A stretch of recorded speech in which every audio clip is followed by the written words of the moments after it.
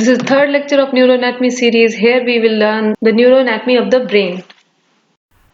Brain lies in the cranial cavity, and as we learned in the last lecture that spinal cord is continuous with the brain by the medulla oblongata, so same is the true for the brain. Brain is continuous with the spinal cord by medulla oblongata and both are connected via foramen magnum. As three layers were surrounding spinal cord, same three layers or meninges surround the brain that are continuous with the spinal cord.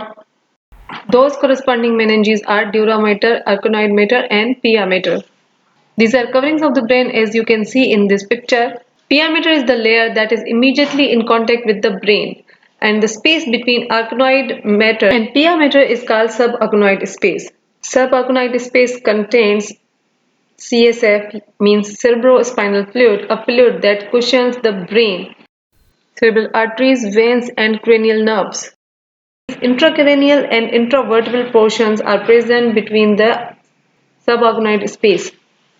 However, the brain is conventionally divided into three major divisions: forebrain, midbrain, and hindbrain. But these divisions are further divided into other divisions. Hindbrain is divided into pons, medulla, and cerebellum. The midbrain is the narrow part of the brain. It connects forebrain with the hindbrain. It has a narrow cavity that is called cerebral aqueduct.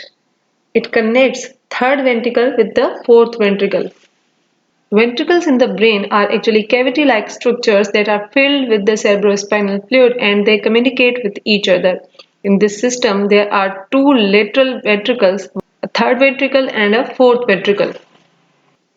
The choroid plexus in the ventricles produce cerebrospinal fluid.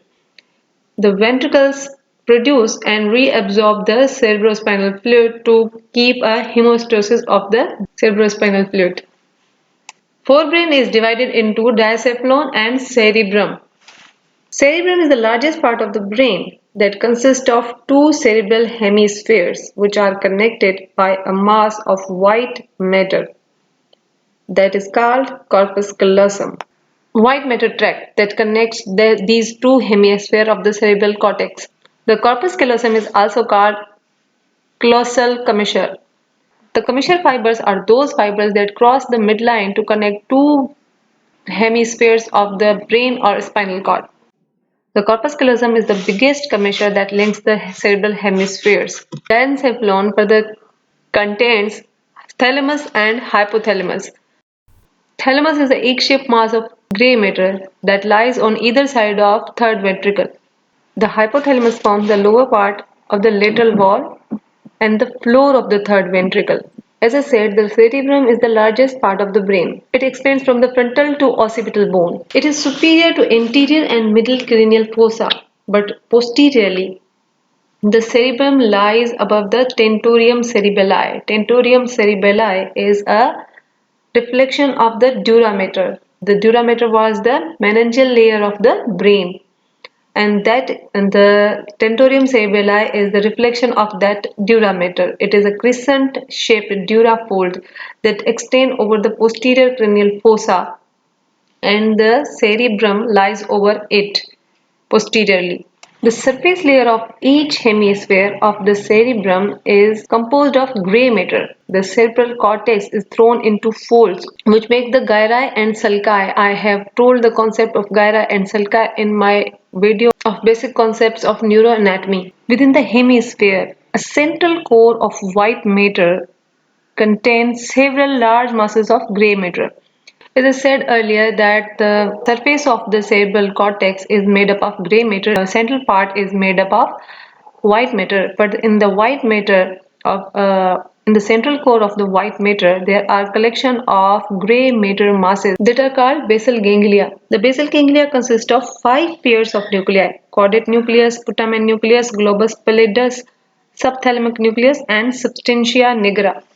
A fan-shaped collection of nerve fibers that is called corona radiata passes from the cerebral cortex to the brainstem. By the way, I didn't mention brainstem in any of the division because it is not a division of the brain, but it is the distal part of the brain that is made up of midbrain, pons and medulla oblongata. So corona radiata pass from the cerebral cortex to brainstem. The corona radiata converges on the basal nuclei or basal ganglia and passes between them as internal capsule. At last, I will remind you the basic difference of the structure of spinal cord and brain. The brain's central core is made up of white matter and its surface is made up of gray matter. But the spinal cord's core is made up of gray matter and its surrounding part is made up of white matter. But in the white matter of the brain, there are certain gray masses that we mentioned here and will learn in detail in coming videos.